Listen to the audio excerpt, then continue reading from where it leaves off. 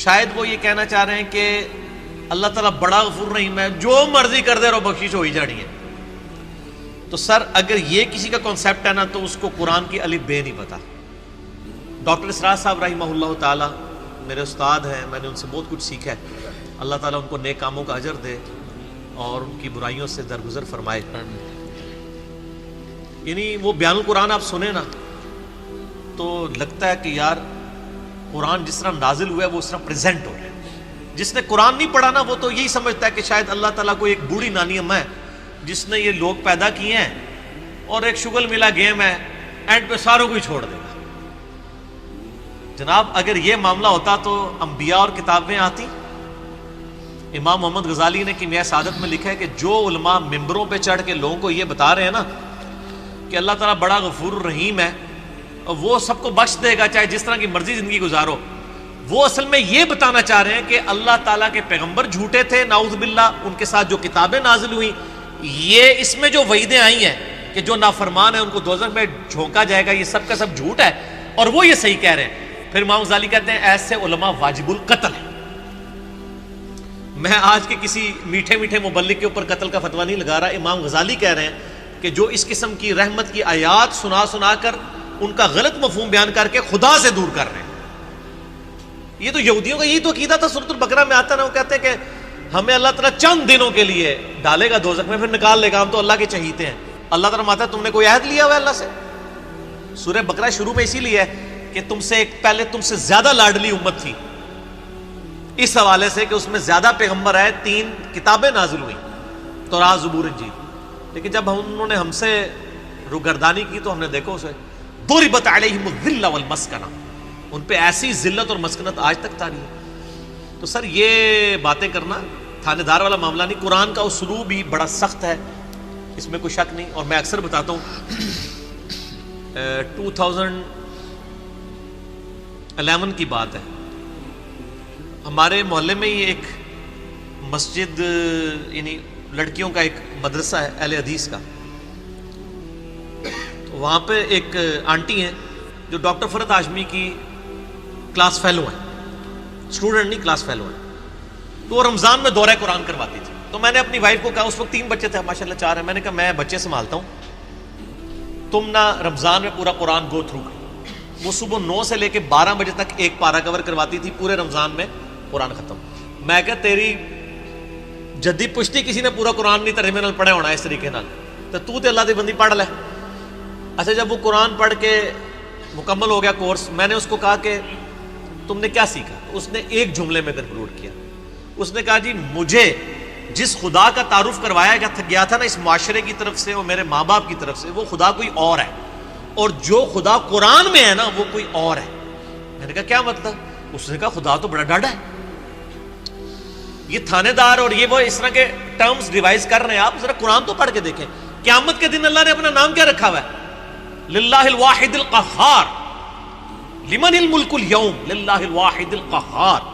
آج کے دن کس کی بادشاہت ہے؟ اس اکیلے قہار کی جو سب پہ چھایا ہوا ہے. سورۃ المومن میں آتی ہے آیت، جسے سورہ غافر بھی کہتے ہیں. پھر صحیح بخاری میں حدیث ہے، نبی صلی اللہ علیہ وآلہ وسلم ایک چوراہے سے گزرے، کچھ اصحاب جو ہیں وہ ہنس رہے تھے. آپ رک گئے. آپ نے فرمایا جو کچھ میں جانتا ہوں نا تم جانتے ہوتے تو بہت کم ہنستے، زیادہ روتے. تو نبی علیہ السلام کا تو مبارک زندگی میں تو بڑی سنجیدگی ہے. اگر کوئی یہ سمجھتا ہے کہ بغاوت کی زندگی گزارے، اپنی مرضی کی زندگی، نہ، دنیا جو اللہ کی مرضی کی گزارے گا آخرت پھر وہ اس کی مرضی کی ہوگی. لیکن جو اپنی مرضی کی دنیا گزارے گا آخرت پھر اللہ کی مرضی کی ہوگی، یعنی دوزخ میں. وَلِعَوْذُ بِاللَّهِ تَعَالَى اللَّهُمَّ أَجِرْنَا مِنَ النَّارِ. یہ اتنا معاملہ آسان نہیں ہے. اللہ تعالیٰ سورہ حجر میں فرماتا ہے، اعوذ باللہ من الشیطان الرجیم، نبی عبادی انی انا الغفور الرحیم. اے نبی علیہ السلام میرے بندوں کو خبر دے دو کہ میں بڑا بخشنے والا مہربان ہوں. لیکن پھر ساتھ ہی فرمایا کہ ان کو یہ بھی بتا دو کہ میرا عذاب وہ بھی بہت سخت ہے. بیلنس کرو. باقی یہ ٹھیک ہے، بخاری مسلم کی حدیث ہے کہ نبی علیہ السلام نے فرمایا کہ اللہ تعالیٰ نے مخلوقات کی پیدائش سے پہلے اپنے پاس عرش پہ یہ عبارت لکھ لی تھی کہ میری رحمت میرے غضب پہ سبقت لے جانے والی ہے. لیکن کس معاملے میں؟ باغیوں کے لیے نہ، ان لوگوں کے لیے جو پوری ایفرٹ پٹ کریں پھر بھی ان سے معاملات سیدھے نہ ہو، اللہ کی طرف رجوع لائیں۔ قرآن میں کہیں یہ نہیں ہے کہ ڈٹ کے گناہ کرو، باغی بنے رہو میں توبہ قبول کروں گا۔ قرآن میں ہمیشہ آیا ہے کہ آپ غلطی کر بیٹھو، اللہ کی طرف رجوع لاؤ، اس کے بعد اپنی اصلاح کرو، اللہ تعالیٰ کو بخشنے والا مہربان پاؤ۔ اسی پہ میرا مسئلہ نمبر 18 ہے، گناہ کبیرہ اور توبہ کا بیان، اور وہ آیت نمبر بھی 17 اور 18 ہی ہے سورۃ النساء کی۔ میں وہ پڑھ بھی دیتا ہوں۔ اعوذ باللہ من الشیطان الرجیم، بسم اللہ الرحمن الرحیم۔ انما التوبۃ علی اللہ، اللہ کے ذمہ ہے ان لوگوں کی توبہ قبول کرنا۔ کن لوگوں کی توبہ؟ للذین یعملون السوء بجہالۃ، جو گناہ کر بیٹھے جہالت میں، انجانے میں ان سے غلطی ہو جائے، گناہ ہو جائے، ثم یتوبون من قریب، اس کے بعد فوراً توبہ کر لے کہ یا اللہ غلطی ہو گئی، کو فجر کے بعد لیٹ اٹھا کہ یا اللہ معاف کر دے، کوشش تھی، الارم نہیں سن سکا، میں ابھی پڑھتا ہوں مجھے معاف کر دے، اس طرح۔ تو جو پڑھے ہی نہ، اوکے جی اللہ تعالیٰ نے کہا میں بڑا غفور رحیم ہوں۔ پورے قرآن میں میرا چیلنج ہے طارق جمیل صاحب کو بھی، میں ان کی بڑی عزت کرتا ہوں، بلکہ سب سے زیادہ میں نے ان کا دفاع کیا ہے جب ان کے خلاف ناسبیوں نے بھونکنا شروع کیا ہے، میں ان سے بڑی محبت کرتا ہوں، میں ایسٹ سمجھتا ہوں امت کے لیے۔ لیکن میں طارق جمیل صاحب سے پوچھتا ہوں پورے قرآن میں کہاں لکھا ہے کہ باغی رہو تو میں معاف کروں گا؟ قرآن تو کہہ رہا ہے اللہ کے ذمہ ان لوگوں کی توبہ کا قبول کرنا ہے جو جہالت میں گناہ کر بیٹھے، ثم یتوبون من قریب، اس کے بعد فوراً توبہ کر لیں، فاولئک یتوب اللہ علیہم، پس ایسوں کی توبہ ہے اللہ فرماتا ہے میرے ذمہ، وکان اللہ علیما حکیما، اور اللہ تعالیٰ علم والا اور حکمت والا ہے۔ علم ہے اس کے پاس لیکن اس کی حکمت ہے، ڈھیل دیتا ہے کہ چلو توبہ کر لیں۔ اور اگلی آیت وَلَيْسَتِ التَّوْبَةُ، اور اس کی تو کوئی توبہ قبول نہیں ہوگی، یہ میں نہیں کہہ رہا ہوں طارق جمیل صاحب، یہ اللہ کہہ رہا ہے، للذین یعملون السیئات، جو کہ گناہ کرتا ہے، حتی اذا حضر احدہم الموت، یہاں تک کہ جب اس کی موت کا وقت آ جاتا ہے، قال انی تبت الآن، وہ کہتا ہے یا اللہ میں اب توبہ کرتا ہوں۔ وَلَلَّذِينَ يَمُوتُونَ وَهُمْ كُفَّارٌ، اور نہ ہی ان کی توبہ قبول ہوگی جو کفر کی حالت میں مرے، یعنی وہ پہلے مسلمانوں کا ذکر ہو رہا ہے، کافروں کو اللہ نے الگ کر دیا ہے، یعنی ایسے مسلمان جو موت کے وقت توبہ کریں ان کی بھی توبہ قبول نہیں اور کافروں کی بھی۔ اولئک اعتدنا لهم عذابا الیما، ایسے لوگوں کے لیے ہم نے دردناک عذاب تیار کر رکھا ہے۔ اللہم اجرنا من النار، اللہم اجرنا من النار، اللہم اجرنا من النار، اللہم من احییتہ منا فاحیہ علی الاسلام ومن توفیتہ منا فتوفہ علی الایمان۔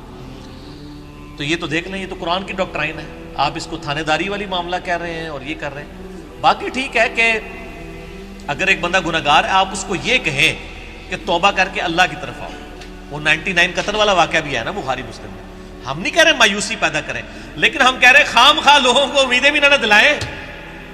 اور جو سیدنا علی کا قول ہے کہ انسان سویا ہوا ہے جیسے ہی مرے گا جاگ اٹھے گا، اوہ یہ کیا ہو گیا، اے نہ ہو جائے کام نہ پا دو، ڈرانے میں ہی عافیت ہے نا۔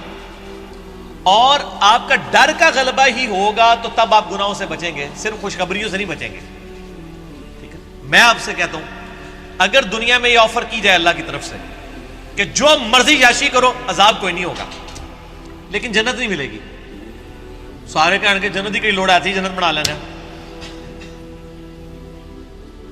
پریکٹیکل چیک کر لیں۔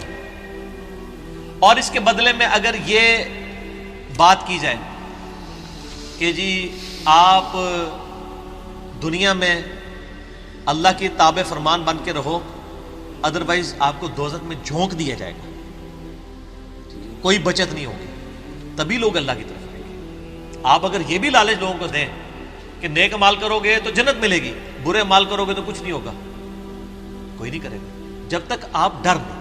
اور یہ نیک بندوں کی اللہ نے نشانی بتائی ہے، وہ دعا کرتے ہیں ربنا اصرف عنا عذاب جہنم ان عذابها کان غراما، سورۃ الفرقان میں جو مسئلہ 120 ہے، اہل ایمان کی 12 خصوصیات، میں نے پورا لیکچر ریکارڈ کروایا ہے۔ ایک خصوصیت یہ کہ وہ دعا کرتے ہیں اے اللہ ہم سے دوزخ کا عذاب پھیر دے، وہ تو ہمارے گلے کا پھندا بن چکا ہے، لٹکتی تلوار ہے۔ اہل ایمان تو ہر وقت ڈرتے رہتے ہیں۔ اللہم اجرنی من النار کیوں وظیفہ تعلیم کیا گیا ہے؟ جامعہ ترمذی میں حدیث ہے سیدنا عثمان جن کو 3 دفعہ جنت کی بشارت ملی ہے، جب قبرستان جاتے تھے اتنا روتے تھے کہ داڑھی آنسوؤں سے تر ہو جاتی تھی.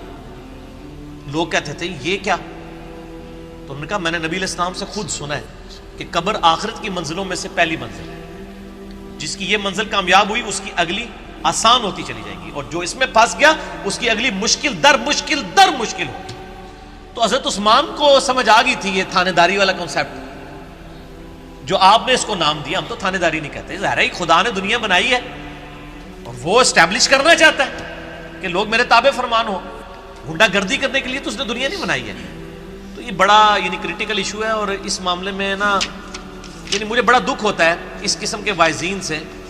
وہ اللہ تعالیٰ کی رحمت کی آڑ میں لوگوں کو اس طرف مائل کر دیتے ہیں کہ وہ الٹا جنہوں کہتے ہیں نا کہ وہ گاٹے فٹ ہونے والی تعلیمات ہو جاتی ہیں، اس سے لوگ پھر نیگیٹو رزلٹ نکالتے ہیں. آپ بیلنس بیان کریں. ہم کبھی نہیں کہتے کہ آپ جو ہے نا وہ اس قسم کی باتیں بیان کریں کہ جس کی وجہ سے لوگ اللہ تعالیٰ سے متنفر ہوں. آپ دونوں طرف کے مسائل کو بیان کریں.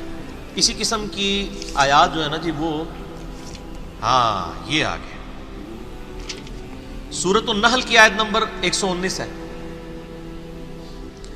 ثم ان ربک للذین عملوا السوء بجہالۃ، پھر اس کے بعد تمہارا رب ان لوگوں کے بارے میں جو جہالت میں گناہ کر بیٹھے، جو لوگ ثم تابوا اس کے بعد وہ توبہ کر لیں، من بعد ذالک گناہ کرنے کے بعد، واصلحوا اور اپنی اصلاح کر لیں، ان ربک من بعدھا لغفور الرحیم، بے شک اللہ تعالیٰ اس کے بعد ضرور غفور رحیم ہے. کس کے بعد؟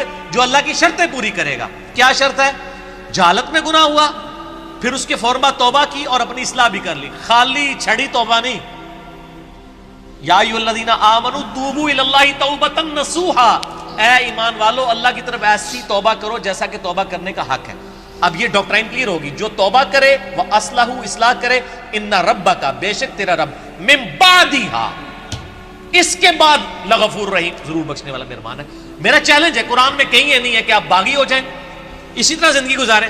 ترمذی میں روایت ہے کہ موت کے غرغرے سے پہلے توبہ قبول، لیکن کس کو پتہ ہے کہ کس وقت موت کا غرغرہ آ جائے گا.